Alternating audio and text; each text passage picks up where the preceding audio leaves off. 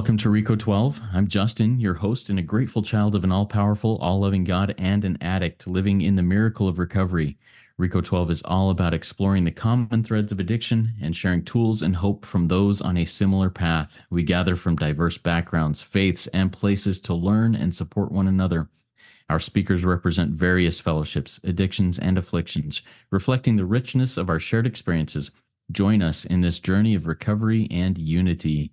Today's speaker for the 227th meeting is Ralph D., who is another first-time Rico 12 speaker, and I'm excited to hear his share about resentment and obsession of the mind, and we'll get to his talk and Q&A afterwards in just a minute. First, for a little bit of business. Many of you may be aware Rico 12 has several recovery resources in our family of podcasts and social media communities. To learn more, listen more, connect more, or just hang out and learn and grow with us, you can check out the other podcasts, Noodle It Out with Nikki M, which releases every Tuesday, Big Book Roundtable, which releases every Thursday, and Rico 12 Shares, which releases each time we get enough recorded shares to release it. It typically goes out in about 5 or 6 shares per episode. To learn more about each of these podcasts, check out the chat or the show notes, or go to www.rico12.com. That's RECO12.com. And check it out to join our communities. I'll put notes here in the show notes in the chat to join those communities. I'm now scheduling into April and May for future Rico 12 meetings. So if you or anybody you know has a message that you'd like to share, send me an email at rico12pod@gmail.com and we'll get that ball rolling. Rico 12 is self-supporting, and we're so grateful for the contributions that help us continue our mission. Thank you this last week to Nikita and Nati for becoming spearheads and joining and supporting the Rico 12 cause. If you'd also like to support Rico 12 and become a spearhead, you can visit www.rico12.com/support for one-time or monthly donations. And as a heads up, and I'm really excited about this today, for any donations that come in today, or referencing in the donation note, whether it be through PayPal, Venmo, or the web page, if you reference today's meeting of Ralph's meeting, all donations will be going to the National Suicide Hotline for this meeting, and I'm excited to be able to do that. Your support makes a difference in all sorts of lives. We look forward each meeting to receiving from the light reflected from our speakers. That light inspires hope, meaning, worth, and growth in us, the listening audience. Now I'm going to introduce our guest speaker for today, Ralph D., and give a little background on him. From being raped by his brother at the age of 15 and groomed by 4 of his friends from that age until he was almost 18, led him to many years of resentment, drinking very hard, using drugs, and planning on killing the 5 of them or anyone that looked like them. The planning went on for many years in his head because he was trying to figure out a way of getting away with it without having to go to prison and without having to kill himself. In 2006, a friend of his told him while they were drinking Jack Daniels and snorting cocaine that he could find happiness in life if he went to AA and worked the steps, and he believed his friend. Ralph worked the steps right away after getting a sponsor and learned about forgiveness through working the 4th, 5th, 6th, and 7th steps. Through doing that, he has never had that resentment again, and his life has been much better. He's made mistakes along the way that led him to alcohol relapse after 10 years of sobriety. He currently has almost 3 years of Al-Anon sobriety, and part of the message he wants to share is to don't give up and keep coming back. Take it away, Ralph. The floor is yours. Hi, my name is Ralph, and I am a grateful Al-Anon. A lot of people don't know about Al-Anon, so I'm going to read out of the Al-Anon book, the long version of the Al-Anon problem.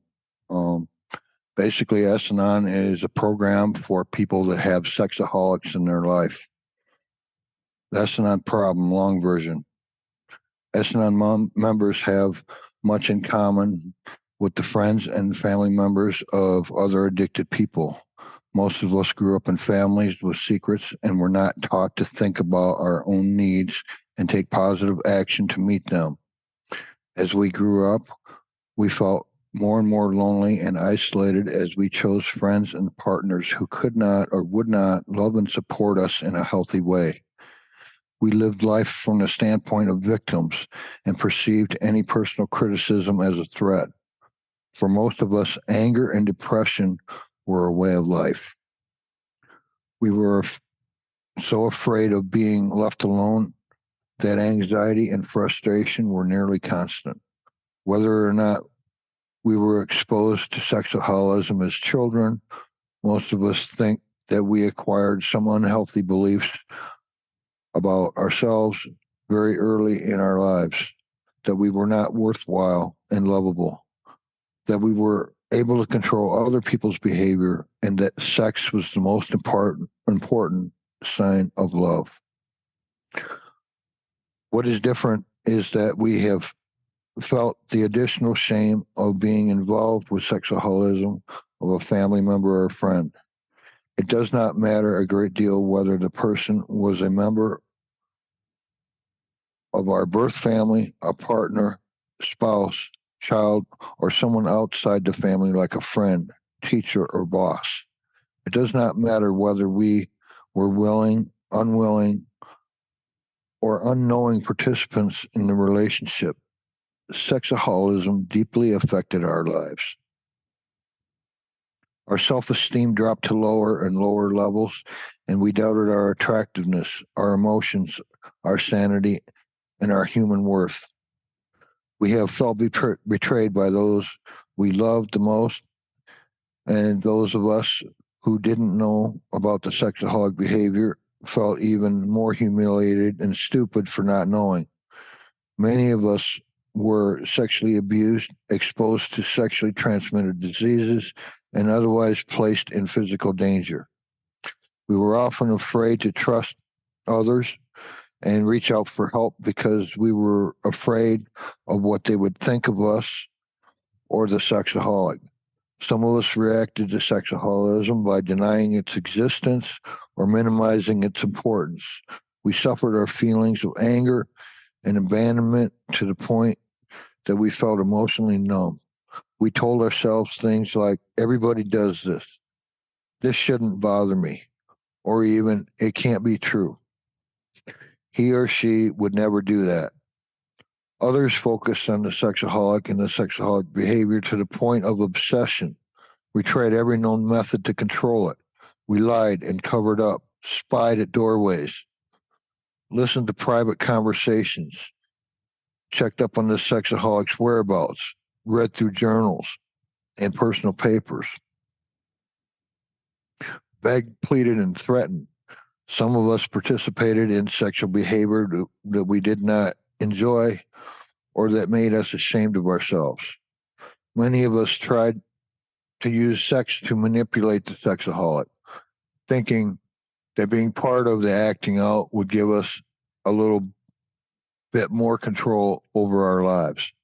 Most of us felt that we have done something to deserve this kind of treatment and that happiness is for others, not for us.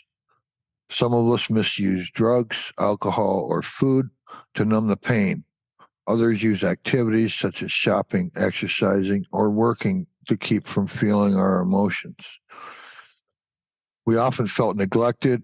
We often neglected our health, our jobs, and our children.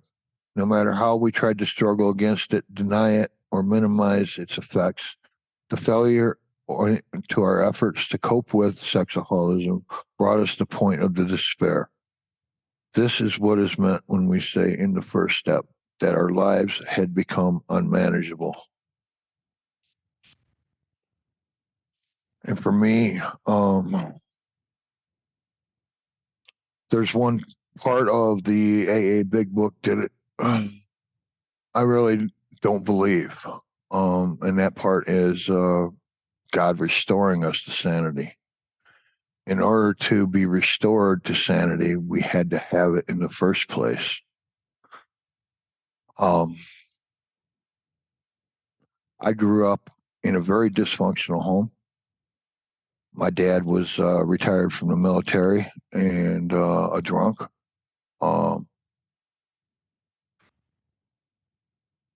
There was a lot of fighting and arguing. I fought a lot with my siblings.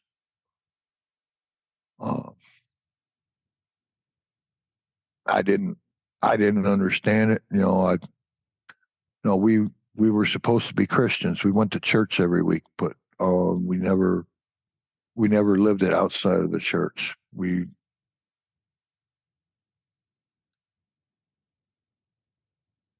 as church was a misunderstanding for me as I was growing up. Um, there was a lot of shaming and blaming. Um, we had constant resentment going on. Uh, a lot of unhealthy behaviors. And as I was growing up, I swore I wasn't going to become a drunk like my dad. But at the age of 9, that changed. Um, I was molested by my babysitter at the age of 9. And not long after that, I took my first drink. Uh, I was confused. Why would a 24-year-old woman want anything to do with a 9-year-old little boy?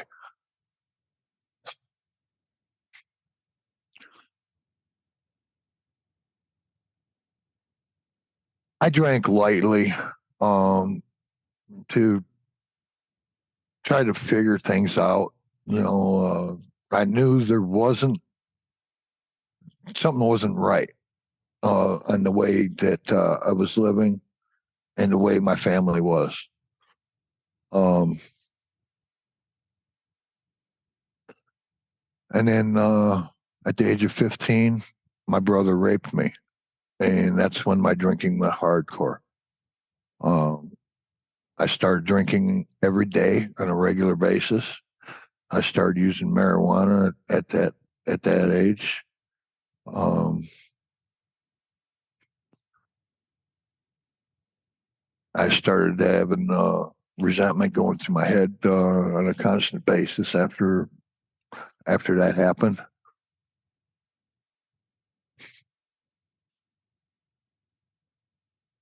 And then from that age until I was almost 18, I was groomed by 4 of his friends. Um, in that time period, I started using cocaine on a regular basis. Um,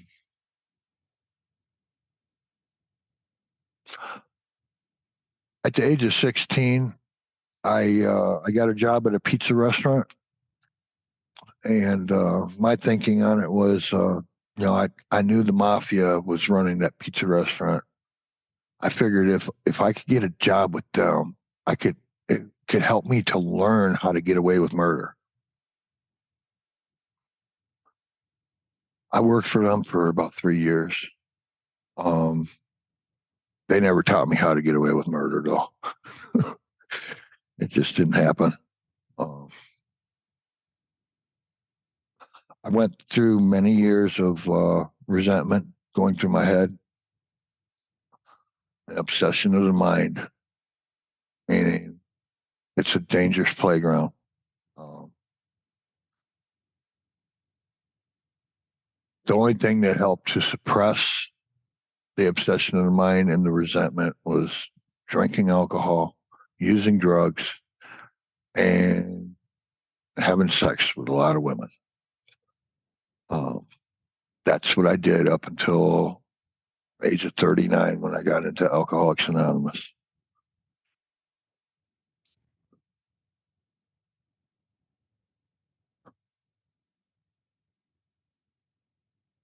A friend of mine that was at a party with me, I always believed what he said because he was the most honest person that I had partied with. He told me that if I worked the steps of AA, that I could find happiness in life. Never once in my drinking career did I ever have the desire to quit drinking. Um, but I was always looking for happiness in life. So I believed what he said, and I got into AA and I started working the steps. Um,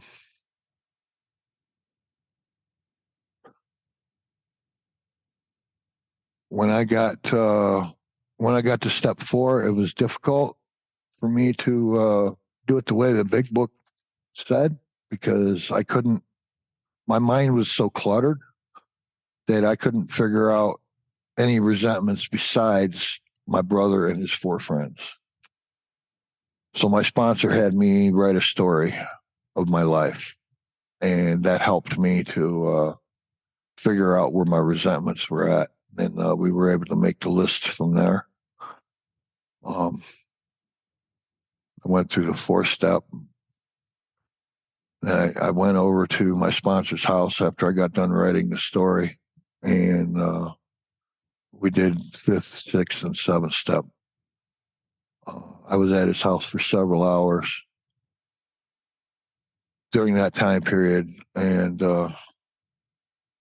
it was the first time that I admitted to anyone what had happened to me as a child, and just talking about it freed me. And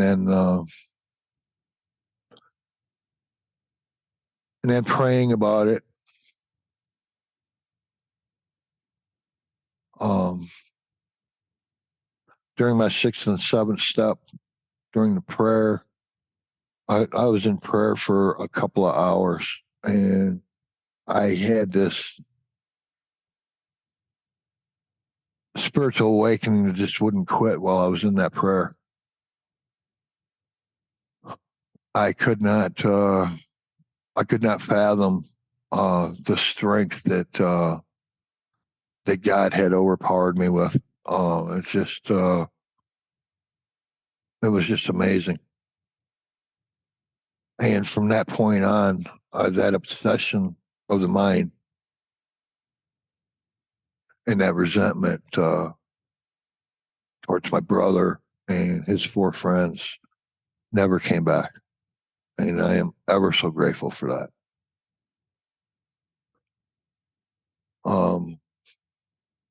I got into Asanon in 2021.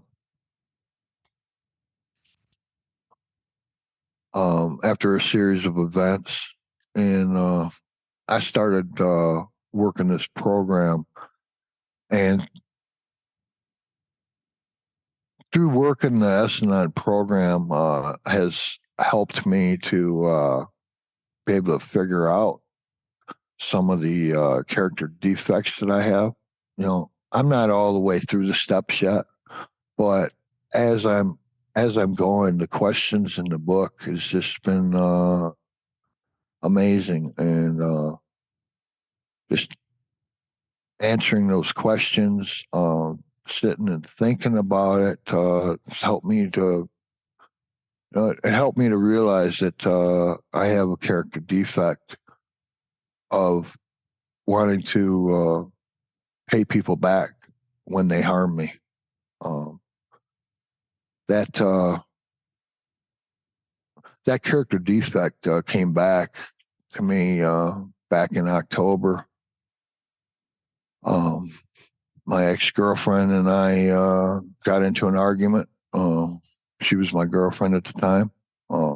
She called the police, and I ended up leaving the house.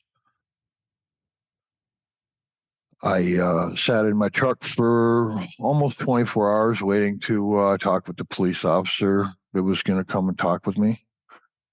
And during that time period, I found myself thinking about suicide. Um, program for me worked almost immediately. As soon as the thoughts came, I immediately locked my gun up in my TSA box and got program material out and started reading. In the past, something like that would not have happened. Um, I would have obsessed on those thoughts, and the thinking that was going on in my head was, if I end up going to jail, I'll kill myself to teach her a lesson.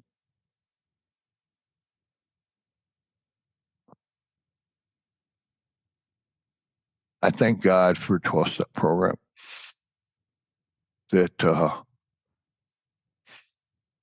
those tools were there to help me through that process. I want to live a better life. And for me, a better life and having happiness, I have this dream that somewhere out there, there's a woman that I could marry and we could live happily ever after in a beautiful house.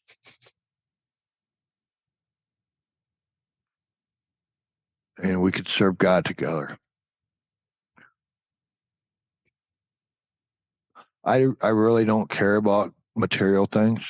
Um, Spiritual life is,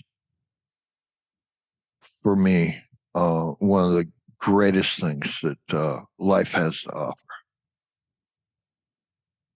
on a daily basis. So when I wake up, I get some kind of contact with God in some way. Some days it's a little bit of a struggle, and before having prayer, sometimes I'll go to a meeting that I know people are going to be talking about God. There's meditation meetings that I have programmed into my calendar, and they're very helpful for me to get in contact with God. I have to ask God on a daily basis to help guide me, to be helpful to Him and my fellows.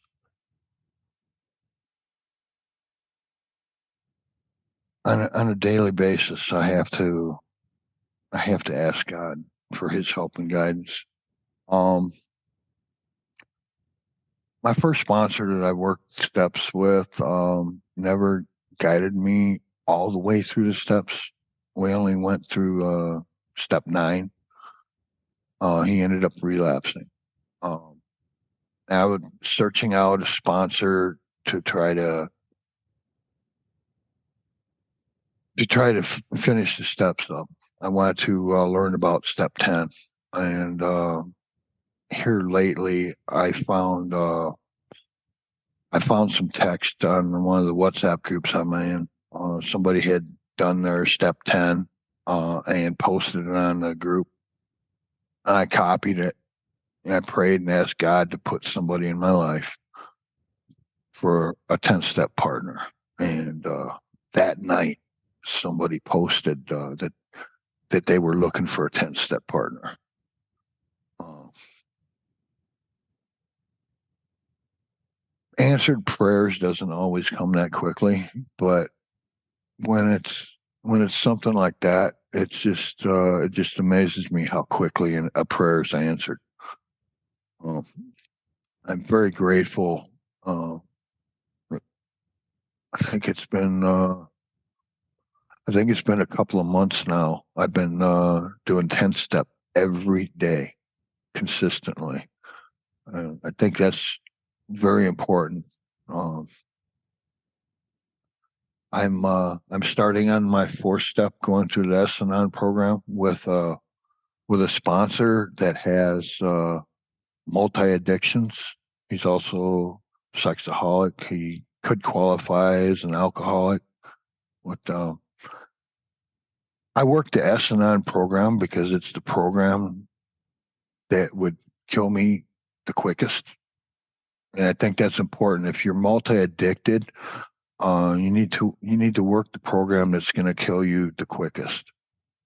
Um, my thinking has never been right, um, and I have to ask God to help me adjust my thinking. I have I've got this thing about my thinking that I think I know everything. Uh, and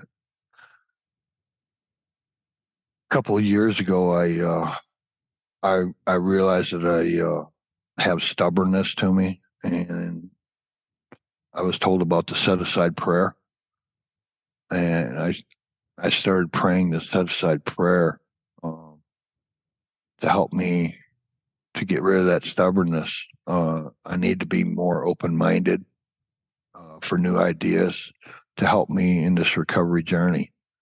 Um, I'm not a perfect person. I haven't worked this program perfectly to a T. I make mistakes along the way, but I keep coming back. And because I do, it's a lot easier for me to get a contact with God. You know, when I've made those mistakes, I ask God to forgive me. I ask the people that I have wronged. I ask them, what can I do to make this right? Uh, to me, saying I'm sorry can be for something small, but when it comes to the bigger things, I have to ask the people, what can I do to make this right? Um, I can't just say I'm sorry and then just blow it off. I have to take action. Um, for me, there was I did my ninth step the first time. I had over $300,000 worth of treated lumber that I had stolen over a 2 year time period with a commercial vehicle. And I went to the distribution center that I had stolen that lumber from, and I asked them what I could do to make it right. And they were just happy that I was in Alcoholics Anonymous and that I was trying to seek God and have a better life for myself. They told me that they had written it off on taxes and they got most of the lumber back, so that they weren't going to do anything, and they were just happy that I was in Alcoholics Anonymous and working a program. Uh, I had a lot of fear of doing that ninth step because of that. You know, I had the possibility I could have went to prison. That's a lot of money's worth of lumber. Um, I'm very grateful for 12 step recovery. Very grateful that God was working in Bill Wilson's life. Uh, there's now over 300 types of 12 step groups out there. Whatever your addiction, whatever your affliction, uh, there's something out there to help you. And I'm very grateful for that. I get into a lot of service work. Um, I've been on the committee for the winter retreat in Sarasota, Florida, for SA and S&on. For I've been on that committee for 3 years. Activities coordinator. It has helped me through my recovery. Um, right now, I am on a speaker tour, which is going to end me up probably in April at the SAS and on family reunion in Kansas City. I have several talks I got to do in between now and then, and very grateful that God works through my talks. Me planning on becoming a serial killer is something I was scared to talk about because I never heard anybody talk about that in recovery before. But I've found from talking about it that I've gotten healing, and people have come to me and talk to me about them having thoughts of trying and wanting to kill other people because of things that had happened in their life. And it's just amazing. I am more than willing to have people call me. I'm more than willing to sponsor people. And right now I have a sponsee up in Canada that is going through rehab. And once he gets out, I'm going to be working him through the steps on the S&on program.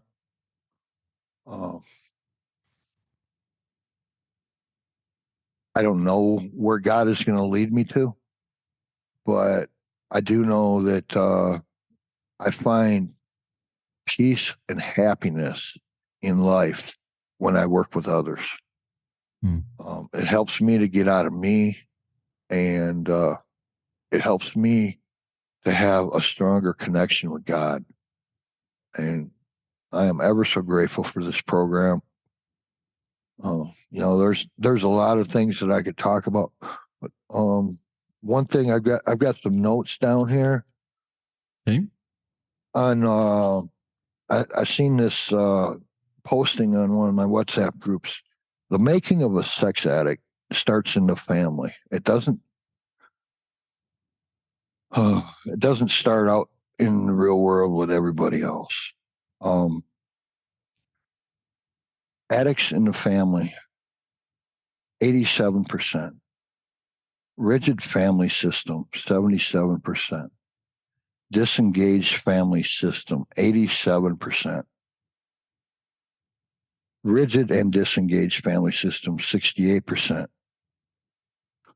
Abuse and early trauma. Emotional trauma, 97%. Sexual trauma, 81%. Physical trauma, 72%.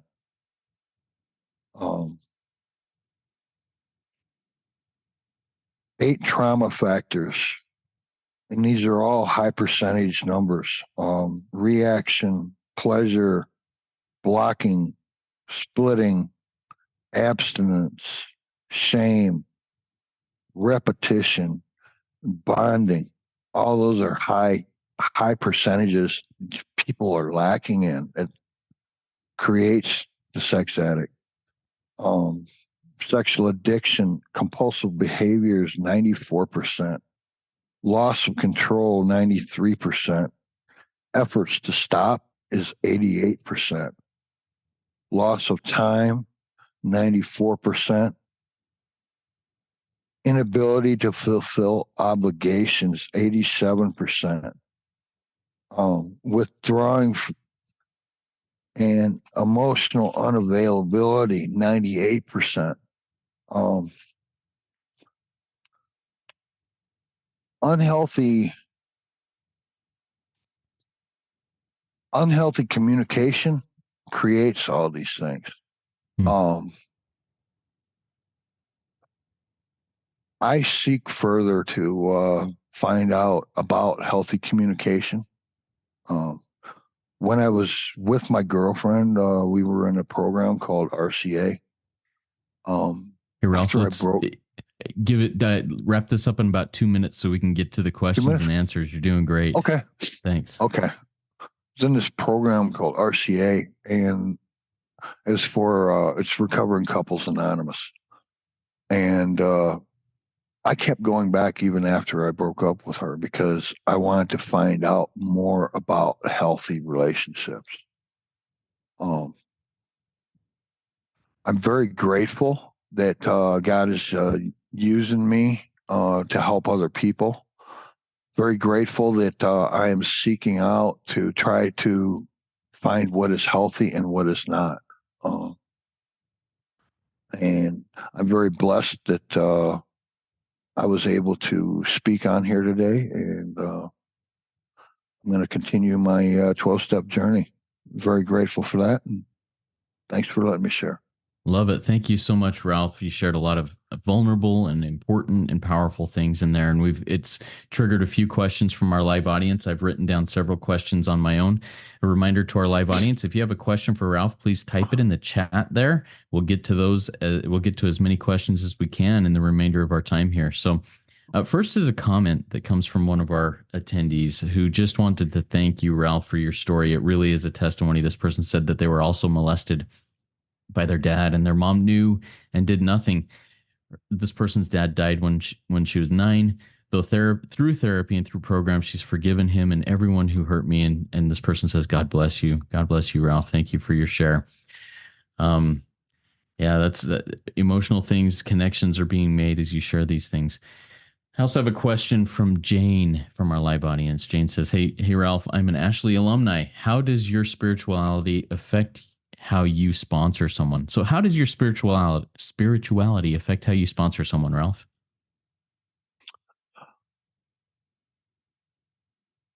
Having spirituality is what helps me to be able to sponsor someone. Um, Before I got into recovery and me not having spirituality, I hated people with a passion. I would not help someone unless there was something in it for me. Um, as I go on this journey, I ask God uh, to help guide me, to be able to have the right words, to be able to help the sponsees, to be able to know what to do, because I don't know it all. If it wasn't for my spirituality, I wouldn't be able to help someone without wanting something in return. And I am ever so grateful that I have love and compassion for people today because of God working in my life. Beautiful. Thank you, Ralph.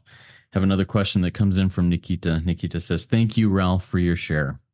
With recovery under your belt, how have you been able to communicate with others when being assertive is needed, but also being able to not come across as aggressive? How do you make a differentiation between assertiveness and aggression? When my when my emotional stability starts cropping up, I can feel it, and I have to step aside for a minute and say a quick prayer, um, because without that, I can get aggressive. I My character defects have the tendency of trying to come back. Um, I have to be in contact with God. You know, I'm a truck driver, and I work with some people that get pretty aggressive sometimes, and so I have to have my mind about myself. Not only for my job. I could get fired for talking the wrong way to someone. Um, and just, I really don't know, except for I have to take a moment to pray, um, and ask God to help me through those moments. That's the best answer I can give you on that one. Thank you, Ralph. And I love that. I love that answer and that honesty there. Yeah. For me too, it's the same thing. I need to be totally conscious of that pause when agitated, because agitation will come. And if I don't pause, my reaction is going to be aggressive, and it's gonna cause more hurt than help. All right, I've got a question for you here that I wrote down from your shares. You talked about that you've been doing 10 steps pretty much daily for, I think you said, 3 years. Tell me about why No, that can. Well, I'm sorry. 2 months, a couple of months. Oh, a couple of months. Okay, sorry about that. You've been doing that for the last couple of months. Tell me about how things have changed over the last couple of months as had this daily reflection and looking at this 10th step, and why you think that's such an important part of your program in your life. Um, I think that's important because as I share things that I would normally not tell someone about, um, I find spiritual spurts come through me from God, um, letting me know that that's a good thing that you shared that, and in doing so, it helps me in the healing process. Um, Now, this sickness with sexaholism uh, is a sickness of a family of secrets. And the more secrets we keep, the sicker we are. Um, I think it's important to let everything be known. And I'm open and honest completely with my 10th step partner. Uh, we don't we don't always communicate on a regular basis, but we send our 10 steps through WhatsApp. Um, I see her every once in a while in meetings, but I think it's healthy, and I believe it's something that God wants us to do. Is to confess our sins to one another so that we can get healing. Yeah, thank you. Thank you for sharing that. It's good. And I think that 10th step is a great way to do that, to practice that, confessing our sins one to another so we can find healing. I've got a couple of comments from our live audience. Brian says, "You rock, Ralph. Thanks for being willing to spill your guts." And I think you touched on that there with the honesty. I'm only as sick as my secrets. And if I don't have any secrets, what am I afraid of? What am I sick of? Right? Yeah. Talk to us a little bit more about that, only being as sick as your secrets. Well, example of it is me planning on becoming a serial killer. Um, was because of my secrets. I knew nothing about forgiveness, and I wasn't about to tell anybody what had happened. Um, and because of that, it kept going over and over in my head. That resentment was there. It kept going over and over in my head. And for over 20 years, I had this obsession and resentment. Um, it's, it's a dangerous playground. Um, Anything that's going on with you that you think that you're planning on taking to your grave with you, please get it out. It it can damage you emotionally and spiritually. That's such a powerful phrase. Anything that I plan on taking to the grave with me. I know that as I came into the rooms of recovery and the first time I did my step 4, I was like, no, I'm taking that to the grave with me. And I didn't want to share it. But my sponsor leaned on me as we were doing step 4 or 5 and said, "Hey, it's time to scrape out the bottom of the barrel here. Get all the muck out of there. Is there anything you're still holding on to that you think you're going to take to the grave? Because if it is, you're going to get drunk again. You're going to act out again. You're going to get lit up again." Um, Thank you for sharing that. The next comment also comes from one of our live audience members, Angie. Right? Angie says, "Ralph, you are the most real person I've seen in these rooms. I can relate to your story. I love what God is doing through you. Seems it's all spiritual recovery. How important is that spiritual part of and God, your higher power in your recovery, and how has your relationship with your higher power changed over the last several years?" Well, God is the most important part of my life. Um, Over the last several years, I found that I actually went through a process of finding out that I was picking mates that were unhealthy for me. Um, that argument you talked about, to where I was sitting in my truck thinking about suicide. Um, because of that, I decided to not have communication with my girlfriend for a couple of weeks. And I found that in doing so, her chaos left my head, and I was able to get back in communication with God.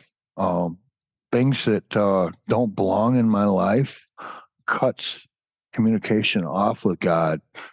Um, and it's a process that each person has to go through on their own to figure out what it is that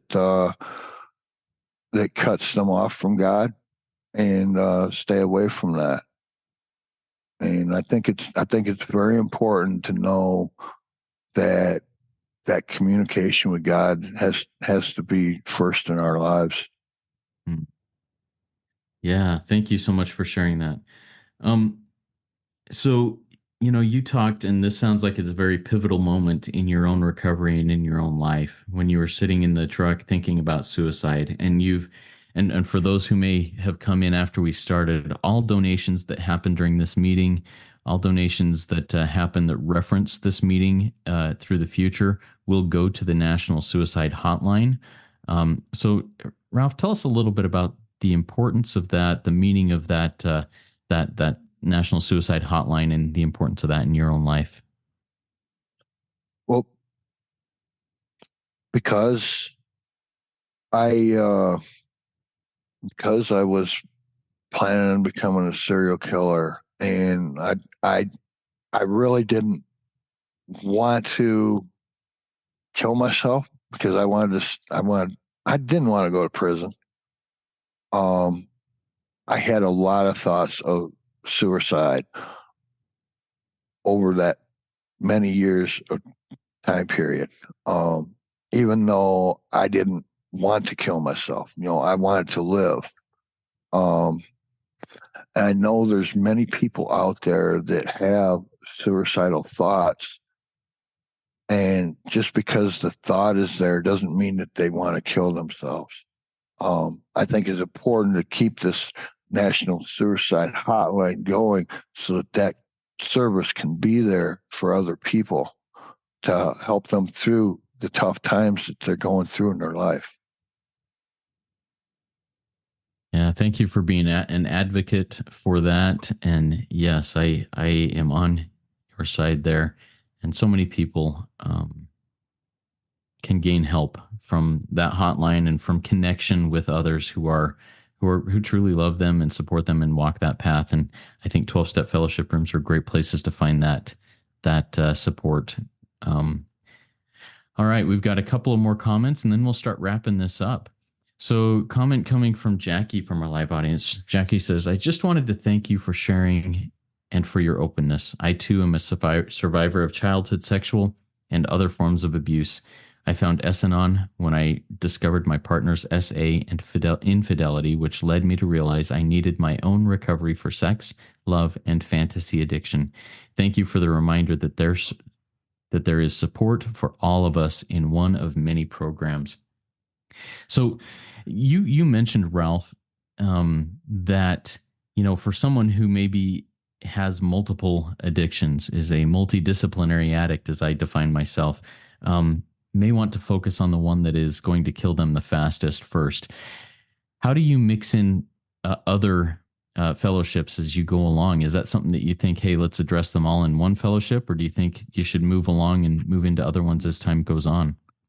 Oh, I'm in several fellowships. I'm in Spiritual Gangsters. I go to big book meetings through there. Um, I love uh, I love my S&On family.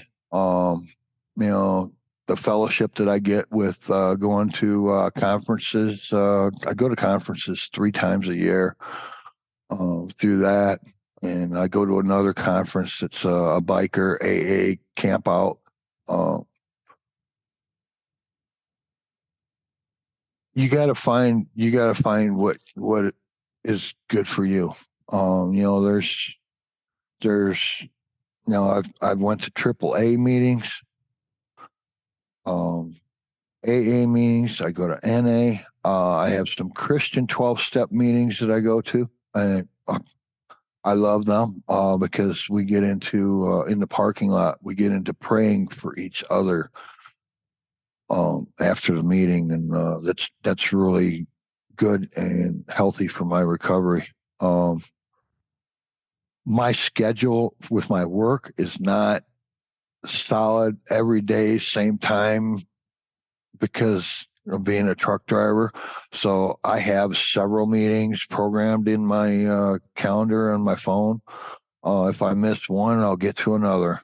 Um, there's some days that I go to 5, 6 meetings a day. There's other days that I'm not able to get to that many. I do.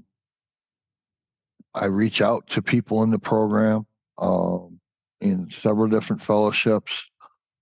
And my number is open for people to give me a call. Thank you, Ralph. And for those who are here live, his number is in his name tag there on the Zoom window. We will not publish that number here for the recording. But if you do want to get in contact with Ralph, send an email to rico12pod@gmail.com, and I will forward that information to Ralph so that you can be in contact with him. One more comment before we start wrapping up. This comes from Eve from our live audience. Thank you for speaking about the grave emotional and mental disorders that are added burdens in addition to addiction for very many of us. That's something that's so important to look at. Have you seen in your own recovery, Ralph, or in your experience, strength, and hope of working with others, how sometimes those emotional and mental disorders can be maybe not healed, but treated and lightened up a little bit through active and thorough working of the 12 steps? For me, thorough working of the 12 steps is where I got my healing through. I was 3 days into AA back in 2006 when I was in a big book study. And during that big book study, on page 12 of Alcoholics Anonymous, Bill says, my friend suggested that what seemed a novel idea, he said, why don't you choose your own conception of God? And right at that moment was my first spiritual awakening. Hearing that, that helped me to take the God that everybody made me think I was supposed to fear and turned him into a loving, caring God. From having that spiritual awakening, I was relieved of being suicidal, being homicidal, depression. All of that lifted from me. And it let me know that I was in the right place and this is what I needed to do. I have never tried seeking outside help. I don't believe that's something that I need. There are times when I get emotionally unstable in my head, but when I feel that, I go to prayer and ask God for His help. That's my program. Um, if someone out there thinks that they need outside help, um, it's up to you to do that. I can't tell anyone that no, that's not a place to go. You need to be open-minded about it because mental health is something that's very important. Absolutely. Thank you so much, Ralph. All right. Before we wrap up, do you have any final words of wisdom that you'd like to share with us before we go into our closing readings? My final words of wisdom are seek God, clean house, and help others. Beautiful. Thank you, Ralph. Big thanks to Ralph for a fantastic Rico 12 weekly speaker meeting. If we missed your question, or if you have more, please consider joining our WhatsApp community. You can do that by sending an email to rico12pod@gmail.com. You can send an email there also to connect with Ralph, to ask questions about donations to the National Suicide Hotline, to connect with anything else that is going on with Rico 12, and also to become a future speaker on Rico 12.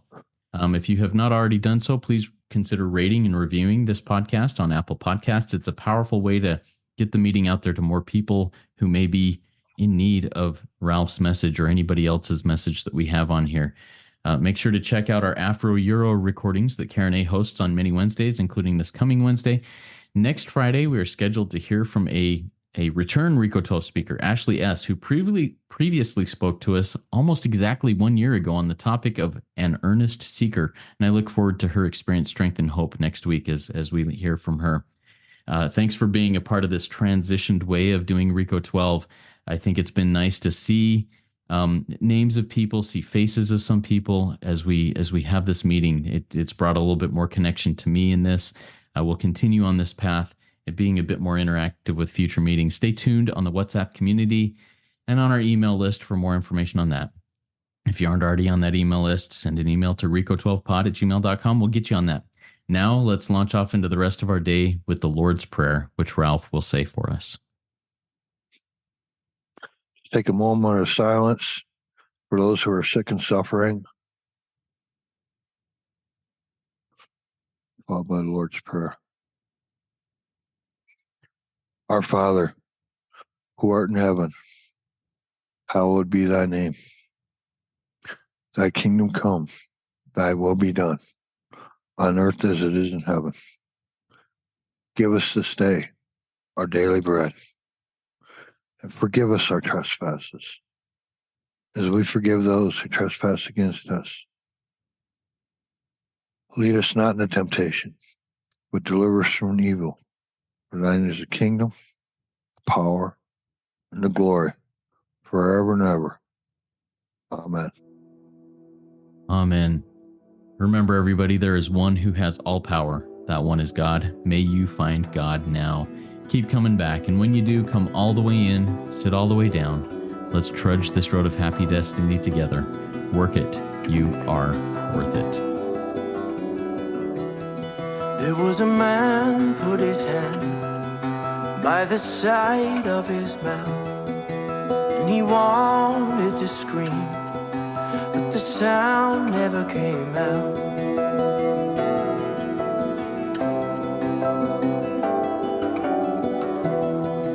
So he reached for the bottle to wash the pain away, 'cause what he wanted so badly was to live a different way. And all of his problems and all of his pain filled up the puddle and rose with the rain. His ship kept on sinking to the bottom of the lake, and he knew for certain that he was just a fake, just a fake. Was a man put his hand by the side of his mouth,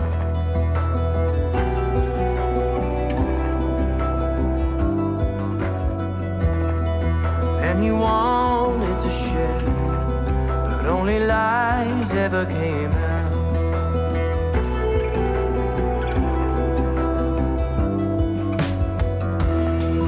So he reached for the needle to numb the pain inside,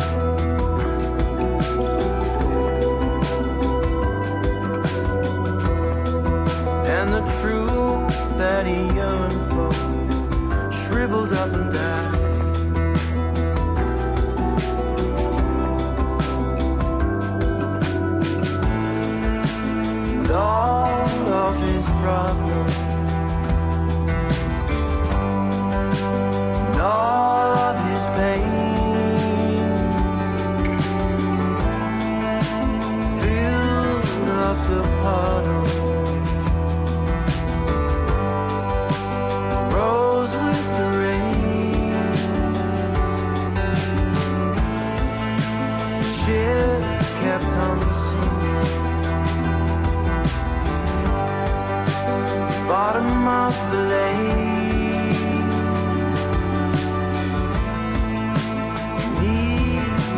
was certain that he was just a fake, just a fake.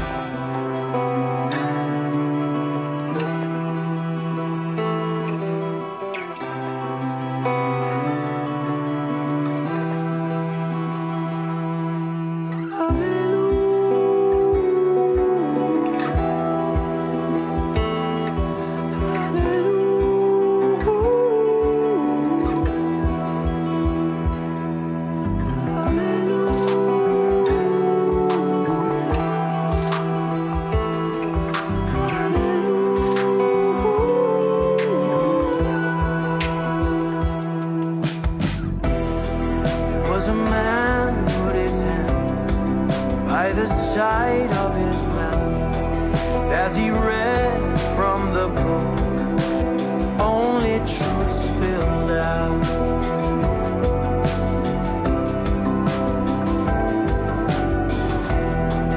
So he reached for a power to help him through the night.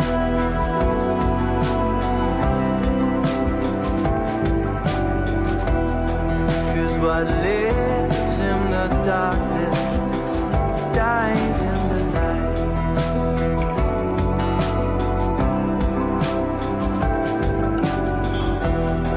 Yeah, what lives in the darkness dies.